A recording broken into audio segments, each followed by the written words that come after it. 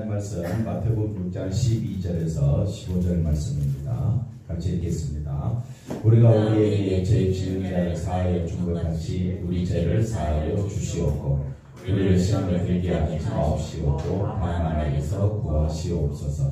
나라와 권세와 영광이 아버지께 영원히 있사옵나이다. 아멘.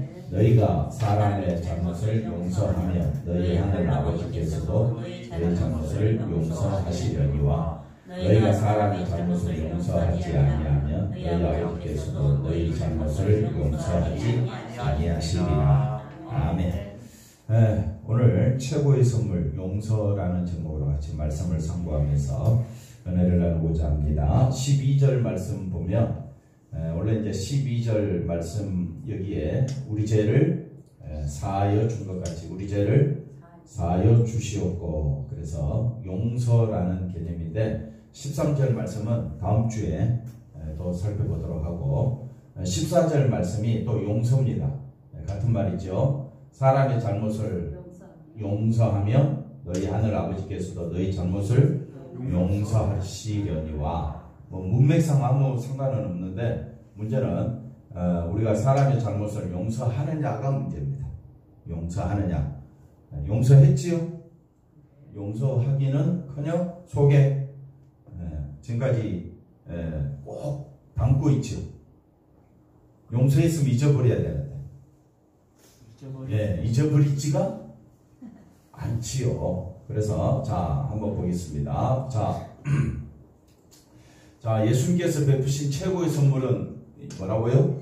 용서다. 이것은 무슨 사건이다? 기적의 사건이다. 그랬을 때에 이 용서는 예수님만이 하실 수 있는 것이다. 이걸 먼저 아시고 오늘 접근해 보겠습니다. 한번 따라합시다. 하나님 말씀은 내 생각과 다르다. 그래서 예수님이 나를 용서해 주셨으니까 나도 용서하자. 우리가 그런 말을 쓰지요. 용서. 최고의 용서, 최고의 선물 용서. 용서하는 사람이 대단한 것 같이 보여지지만은 실제로는 우리가 용서할 수 있는 사람이 될 수 있다 없다? 없다. 그래서 용서는 누구만이 하실 수 있느냐? 예수님만이 하실 수 있고 앞에 걸 다시 보시면 우리는 용서의 세계에 들어와 있다. 이걸 아시면 돼요. 한번 따라합시다. 나는 용서의 세계에 들어와 있다. 그걸 이제 우리 지난주일 말씀으로 조금 설명을 한다면 우리는 하나님의 인자하심과 준엄하심에 대해서 배웠습니다. 인자하심은 뭐냐? 인자하심 속에서는 첫 번째 뭘 깨달아라? 나는 허물과 죄로 죽은 죄인이다. 그 다음에 두 번째, 그런 나를 용서하시기 위하여 누가 오셨다? 예수님이 오셨다. 그러니까 세 번째, 그 인자하심에 날마다 가라. 머물러 있으라. 날마다 머물러 있으라. 용서하심을 잊지 말라 이 말이야. 예수님의 용서하심을 잊지 말라. 그러니까 용서는 내가 하는 것이 아니라 예수님의 용서를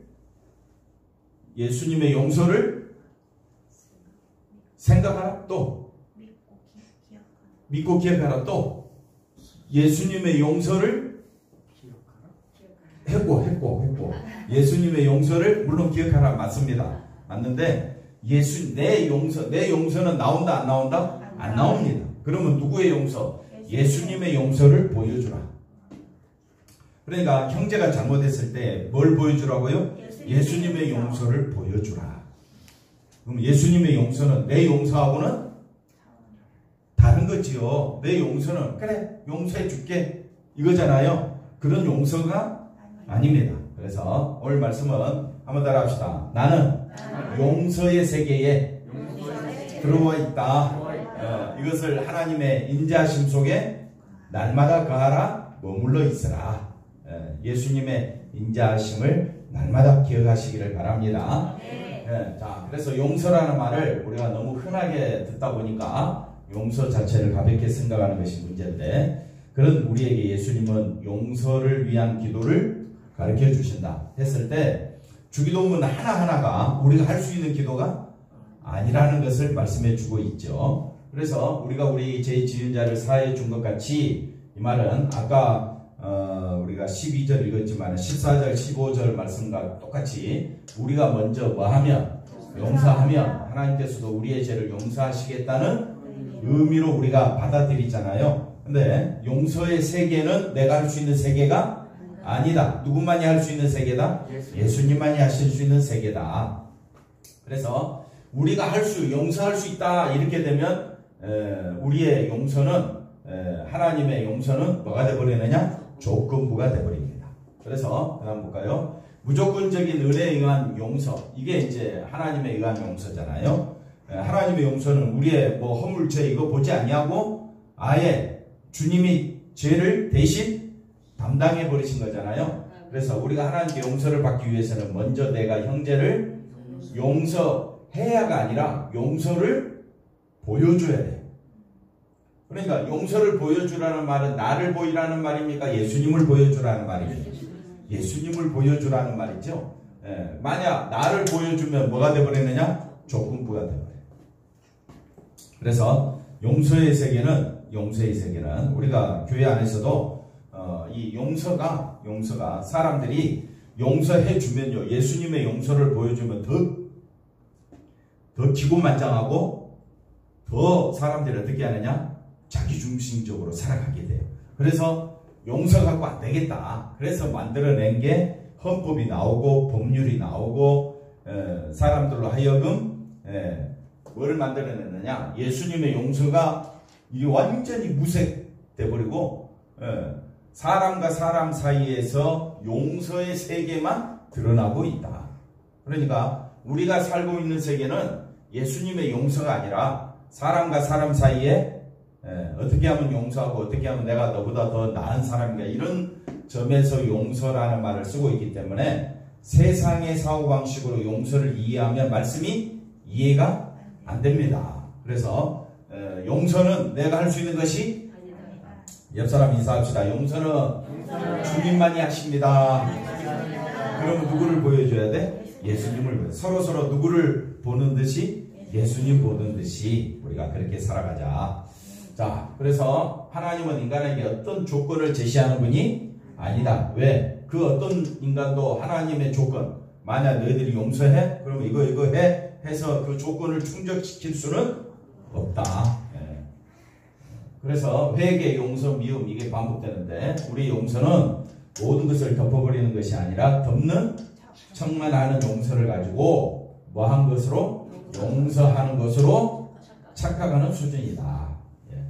이해가 되겠죠? 이제 기도할 때는 회개하면 용서했다가 그 사람을 만나거나 그러면 또 뭐라고요?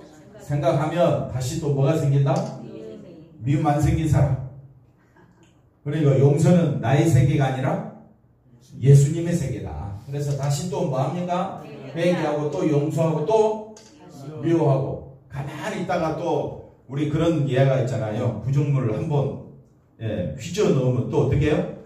온갖 가라앉았던 것들이 다 일어났다. 또 어떻게 해요? 참 잘했다. 그런 예화 들었지요? 그래서 우리는 용서의 수준이 우리가 할 수 있는 수준이 아니다. 이거 아시면 됩니다. 우리의 용서를 보시고 우리를 용서하는 것이 하나님의 용서의 방식이라면 그 누구도 하나님의 용서를 받는 자가 될 수 없다. 그러니까 누가 오셨다? 예수님이 오신 거예요. 우리 인간의 힘으로는 하나님의 용서를 받을 사람이 없다. 그래서 우리 죄를 대속하기 위해 오신 위에 예수님을 십자가에 내어주신 하나님, 이게 하나님의 용서다. 그래서 우리가 먼저 이웃을 용서해야 우리를 용서해 주신 분이 아니다.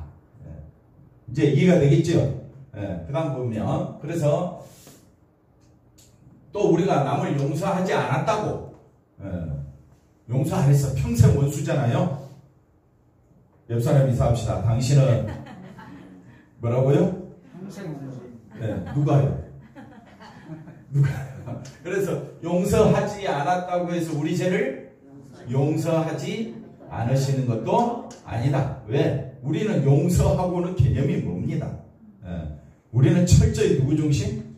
자기 중심이고, 자기 욕심이 앞서고, 자기 생각대로 사람이 안 따라주면 어떻게 해요? 얼마나 성질내고 화내고, 다 키워놓은 자식도 자기 생각하고 다르면 너무 힘들어요. 그럼 용서가 됐죠? 용서가 안 된다. 근데 왜 예수님은 이웃에 대한 용서를 안 되는데 왜 용서를 먼저 언급할까? 그래서 이걸 어떻게 해결하느냐면요. 제가 아까 말씀드렸던 것처럼 구약시대, 지금 주기도문은 구약시대 개념에서 먼저 살펴봐야 됩니다. 구약은 무슨 시대라고요? 율법시대. 율법시대이기 때문에 율법에 의하면 이웃에게 죄를 지어서 피해를 입힌 사람이 있다면 우리가 우리에게 죄 지은 자를, 자 보십시오. 정은이 우리가 우리에게 죄 지은 자를 한번 따라합시다. 율법대로 심판해 주시고, 이게 기도예요. 율법대로, 율법 입장에서는요, 구약의 율법은요 다 보상이에요. 보상. 그러니까 우리가 우리에게 죄 지어서 피해를 입힌 사람이 있으면 다 율법대로 뭐 해달라고요? 보상이잖아요. 보상, 아니 판단한 것 같이, 나의 죄도, 한번 따라합시다. 나의 죄도 율법대로 판단해 주시옵고. 그러면 우리 기도가 되겠어요? 율법대로. 아니, 집사님이 나한테 피해 입혔잖아. 율법대로 해라 이거예요. 그러면 나도 하나님께 죄를 범했으면 나는 뭐 받아 마땅해? 준엄하신 하나님의 심판받아 잘라버림을, 찍힌버림을 받는 것이 당연한 거잖아요. 그러니까 우리가 구약시대 개념을 우리가 가지고 와서 보면 율법시대 입장에서는 주기도문은 잘못된 기도다. 이해가 됐죠? 네. 됐다고 좀 해주세요. 자, 그러면 율법대로 하면 가늠한 한 여인은, 한 사람은 돌로, 율법대로 뭐 해라? 돌로 치라. 그런데 죄에 대한 용서보다는 그에 따른 처벌이 기록되어 있는 것이 율법이다. 그럼 용서하면 안 되죠. 그걸 다른 말로 바꾸면, 아니 이 가늠한 여인을 율법대로 하면 돌로 쳐야 되는데 용서하면, 아니 그래, 그걸 뭐라고 그래? 율법을 어긴 것이 되어버려요. 그럼 어떻게 해야 돼? 도둑놈 어떻게 해야 돼? 용서해줘? 아무것도 없다고? 그러니까 이게 상당한, 우리가 이 율법의 시각에서 보면 주기도문은 안 맞는 기도가 되어버립니다.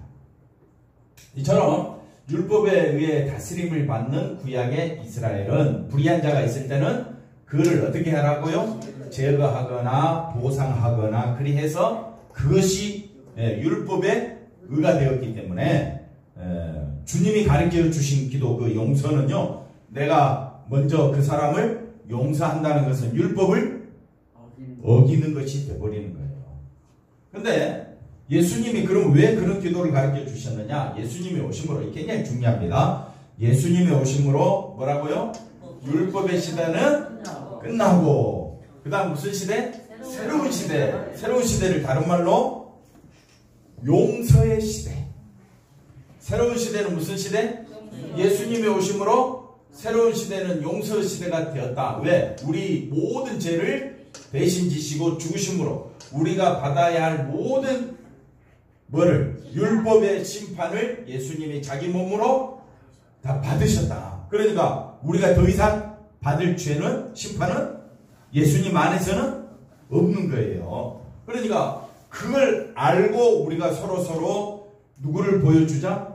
예수님의 용서를 보여주자. 그걸 알면 알수록 예수님의 그 우리의 죄를 대신 지신 율법대로 우리는 심판받아 마땅한데 그 죄를 누가 대신 담당하시고 예수님이 모든 심판을 다 받으심으로 우리에게 용서의 시대를 열어놨으니까, 그래서 예수님께서 형제가 먼저 잘못을 했으면 뭐 하라고요?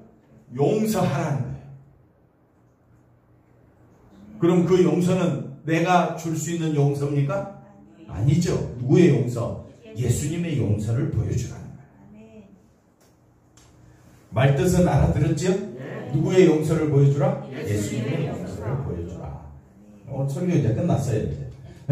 그래서 예수님 시대에는 더 이상, 새로운 새 시대죠. 더 이상 율법에 의한 심판이 존재하지 않는다. 예수님이 십자가 죽으심으로써 휘장이 지켜진 새로운 시대가 열렸다. 이 시대는 우리에게 죄 지은 자를 율법에 따라 처벌하는 것이 아니라 무슨 시대다? 용서하는 시대다. 그렇다고 내가 너 용서해 줄게 라는 의미가 아니라는 겁니다. 그래서 우리가 우리에게 죄 지은 자를 사하여 준 것 같이 라는 기도는 우리는 이제 율법으로 판단하는 시대에 있지 않고 예수님의 흘리신 피가 우리의 모든 죄를 용서하는 시대에 살고 있다는 것을 아는 신자가 내 형제에게, 식구에게, 교인들에게 나도 우리가 인자하심에 가한다면 제일 먼저 내가 누구인 줄 알라?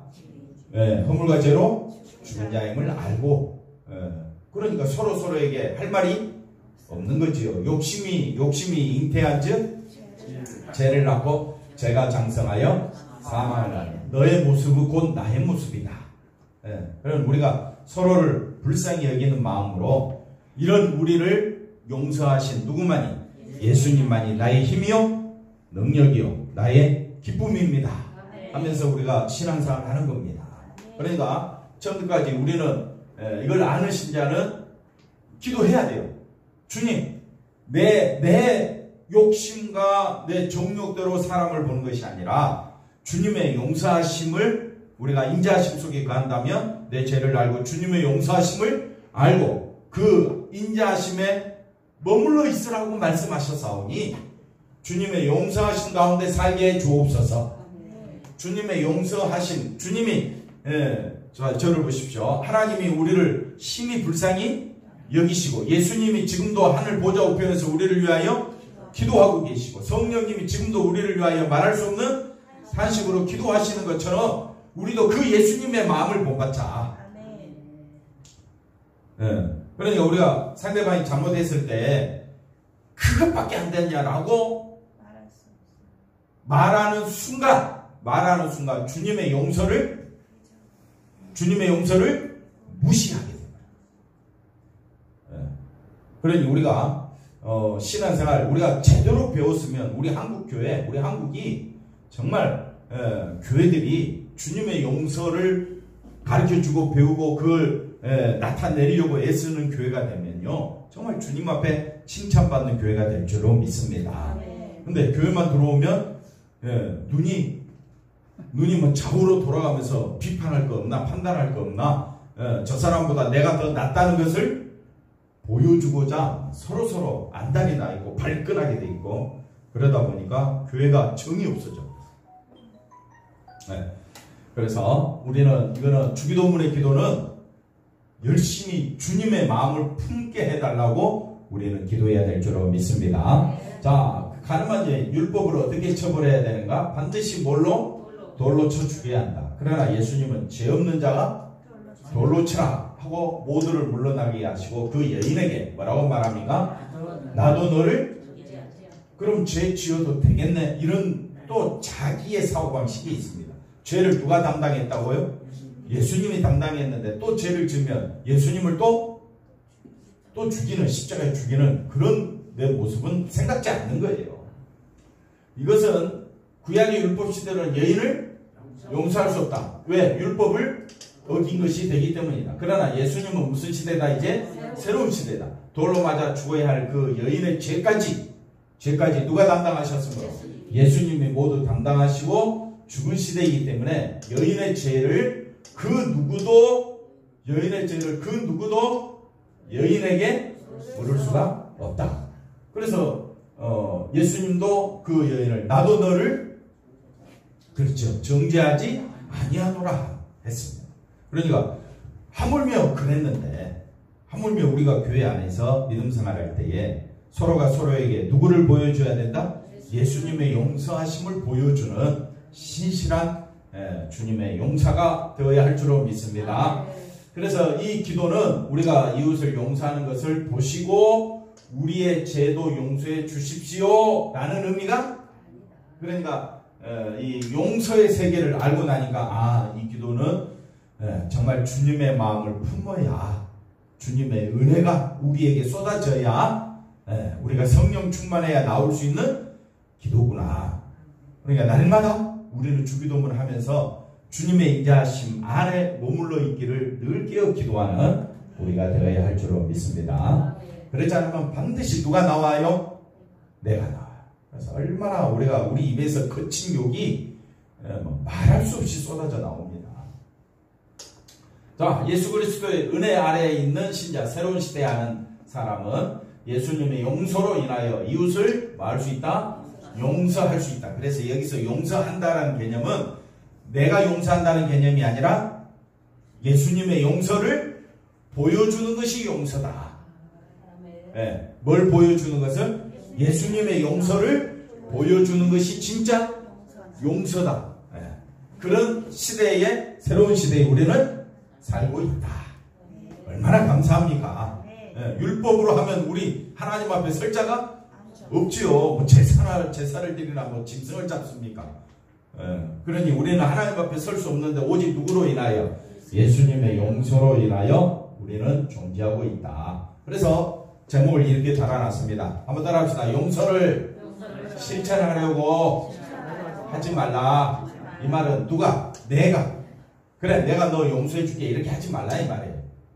여전히 우리에게 남는 고민은 이웃을 용서할 만한 사람들이 못 된다는 것이다. 예수님이 말씀하신 용서는 우리가 실천할 수 있는 것이 아니다. 그렇다고 해서 예수님의 용서만 받아 챙기고 이건 우리죠. 그죠? 이웃에 대한 용서는 우리가 실천할 수 있는 것이 못 되니 지옥에는 떨어져라 그러면서 나는 구원받았습니다. 이런 식으로 하면 안 된다. 포기하고 살아가는 것도 아니다. 중요한 것은 예수님의 용서에서 진심으로 예수님의 용서가 나오기를 원하십니까? 그럼 첫째, 누구를 깨닫고? 허물과 죽은 자기 자신을 깨닫고, 이런 나를 십자가에서 깨끗게 하신 예수님의 십자가 보혈로 내가 은혜 자리에 있게 되었다면 그 자체가 영광의 자리다. 한번 따라합시다. 십자가만 바라보는 것은 그 자리가 뭐라고요? 왜? 십자가로 예수님은 하나님께 영광 돌리셨으니까. 그러니까 옆 사람 인사합시다. 십자가로 영광의 세계에 들어갑시다.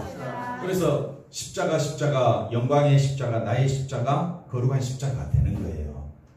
그 자리에 내가 내 허물과 죄로 죽었다는 것을 깨달을 때에, 그래서 이웃에게 이 영광의 자리를, 예수님의 십자가를 보여주는 것이 놀라운 은혜가 우리 심령에 있어야 하는 것이다. 이것을 위해서 필요로 한 것이 자신의 실체를 제대로 보는 것이다. 그래서 율법이 들어온 것은 율법으로 인하여 뭐를? 범죄를 더하게 한다라는 말은 율법이 들어왔으니까 율법을 한번 따라합시다. 율법을 알면 알수록, 깨달으면 깨달을수록 나는 누구라고요? 죄인이다. 그래서 내가 죄인인 것을 깊이 깨달을수록 십자가 은혜가 내게 더욱 넘치게 된다. 그래서 죄가 더한 곳에 죄를 알면 알수록, 죄가 내게 더해지면 더해질수록 이런 나를 구원하시기 위해 오신 예수님만 바라보자. 이게 은혜가 더욱 넘치게 되는 겁니다. 그래서 죄가 어디 안에서? 사망 안에서 왕노릇한 것이 은혜도 또한 뭐로 말미암아? 예수님의 십자가 보혈의 피의로 말미암아 우리가 뭐하고 있다? 왕노릇하고 있다. 그러니까 예수님의, 한번 옆 사람 인사합시다. 예수님의 용서가 뭐라고요? 최고의 선물. 그래서 용서를 보여주는 것이, 자, 저를 보세요. 용서를 보여주는 것이 은혜가 왕노릇하고 있다. 그러니까 우리가 이 땅에서 그리스도께서 왕노릇 하신 것 같이 우리 성도들도 서로 뭐하라? 왕노릇하라. 그러니까 왕이신 분이 누구니까? 예수님이 우리에게 보여주신 것이 뭡니까? 용서잖아요. 그 용서를 아는 자는 그 용서를 보여주는 것이 왕처럼 하는 거다 이 말이에요. 한번 옆 사람 인사합시다. 당신은 왕이십니다. 저 뒤에 우리 박효정 씨, 당신은 여왕이십니다. 그러니까 은혜가 왕노릇 하라 했잖아요. 은혜가 왕노릇 해야 되는데 왕이다 그러니까 꼭 또 자기 어깨가 올라가. 자기 어깨가 올라가도 안 되고요. 우리 사람은요, 이것만 기억하시면요, 절대 그 사람에 대해서 불평, 원망이 안 나오려고 막 그래. 허물과 죄로 죽었는데, 주님 아니면 살 길이 없는데, 그러니까 뭐가 나와야 되겠어요? 은혜가 나와야 되겠잖아요. 은혜가 나오는 것이 죄가 왕노릇하는 것이 아니라, 사망이 왕노릇하는 것이 아니라, 은혜와 의가 내 안에서 왕노릇하여 우리 주 예수 그리스도로 말미암아 영생에 이르게 하려 함이라. 즉 영생을 아는 자는 뭐가 나올 수밖에 없어? 은혜와 의가 나올 수밖에 없어. 그걸 다른 말로 왕노릇한다. 그러니까 이 땅에서 우리는 예수 안에서 왕노릇하며 사는 것을 사명이라 그래요. 은혜만 드러내는 것을 사명이고 그걸 복음이라 그러고 그걸 위해서 기도하라고 예수님이 주기도문을 통해서 우리에게 말씀하고 있는 겁니다. 자, 그 다음 보겠습니다. 그래서 제가 다음 곳에 은혜가 더욱 넘친다는 바울의 말처럼 우리 자신의 악함을 보고 더 깊이 보게 될수록 용서의 은혜는 우리의 심령 깊숙이 바뀌게 될 것이다. 네. 그럴 때 예수님의 용서는 도무지 이웃을 용서할 수 없는 우리도 예수님의 용서를 보여줌으로 용서하는 자가 되게 하는 것이다. 그러나 용서를 내가 이웃의 잘못을 봐주고 그냥 넘어가 주는 것으로 이렇게 생각하면 곤란하다 이 말이야. 사실 누가 누구를 용서할 자격은 우리에게 있다 없다? 없지. 누군가 내게 피해를 입혔다면 또한 나는 다른 누군가에게 뭘 입힌다? 피해를 입힌다. 교회는 그러한 자기 정체를 모두 아는 사람들의 모임이 되어야 한다. 그 다음에 이러한 모임에서 나타나는 것은 예수님만으로 감사하며 저주에 있던 나를 구출하시고 모든 죄를 용서하셨다는 것은 너무 감격해서 자연히 이웃을 용서하게 되는, 한번 따라합시다. 은혜와 의가 왕노릇하는 새로운 시대에 살고 있습니다. 이게 신자예요. 얼마나 감사합니까? 네. 주님의 그 왕으로서 주님의 그 모습을 우리에게 이렇게 살아라 라고 보여주신 겁니다. 결론입니다. 교회에서 형제를 비판하고 이건 왕노릇하는 게 아니죠. 죄와 사망으로 서로를 마는 겁니까? 비판하고 판단하는 것은 있을 수가. 근데 이제 우리가 말씀을 몰랐을 때는 막 이렇게 살았어요. 이렇게 하는 게 이제 앞에 거 보시면 지혜로운 줄 알았는데 말씀을 보니까 우리의 비판과 판단으로 예수님의 용서의 은혜가 뭐하고 있더라? 멸시받고 있더라. 우리가 진리 가운데 거하게 되면 진리가 우리를 자유케 해서 오직 십자가 은혜만 나타내는 것이 진짜 자유하는 사람의 모습이다. 성령 안에서 우리는 이렇게 이거는 내 힘으로 된다 안 된다?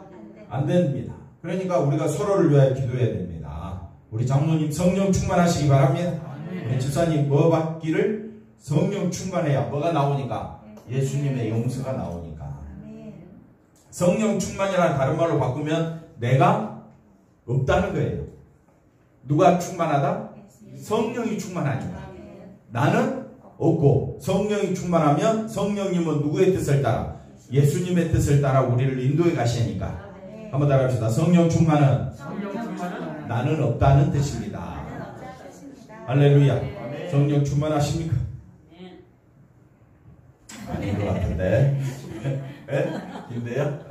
그 다음 보겠습니다. 신자의 용서는 실천의 차원이 아니라 나에게 베풀어진 하나님의 자비, 은혜, 그 인자심이 나에게서 나오는 것이다.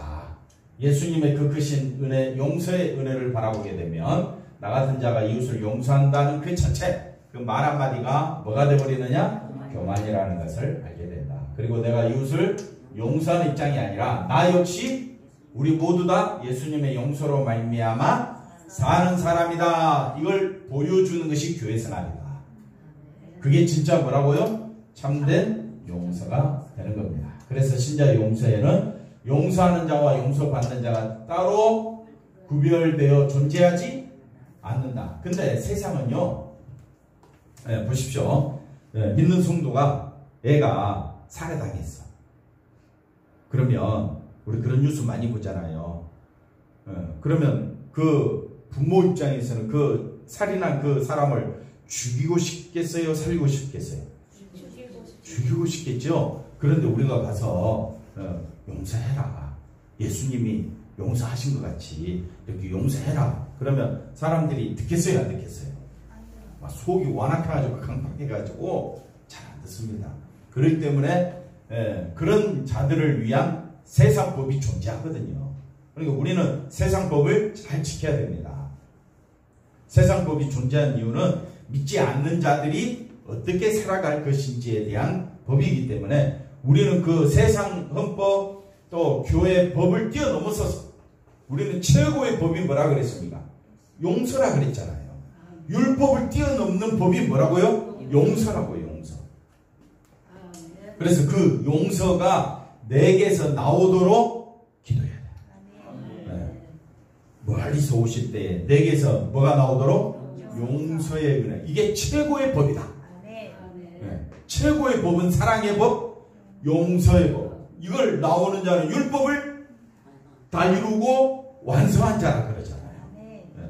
이거는 성령 충만한 성도에게서만 나오는 모습이다. 우리 모두 힘써 기도해야 될 줄로 믿습니다. 그래서 우리는 예수님의 용서로 살아가는 하나님 백성인데 너무너무 소중한 거예요. 이것이 하나님 제일 기뻐하실 줄로 믿습니다. 기도합니다. 하나님 감사합니다. 최고의 선물, 용서의 선물을 받은 우리는 이제 남은 생에 주님의 은혜만 드러내며 살아가는 저희들이 삶이 되어질 수 있도록 인도해 주시옵소서. 감사하고 예수님의 이름으로 기도하옵나이다. 아멘.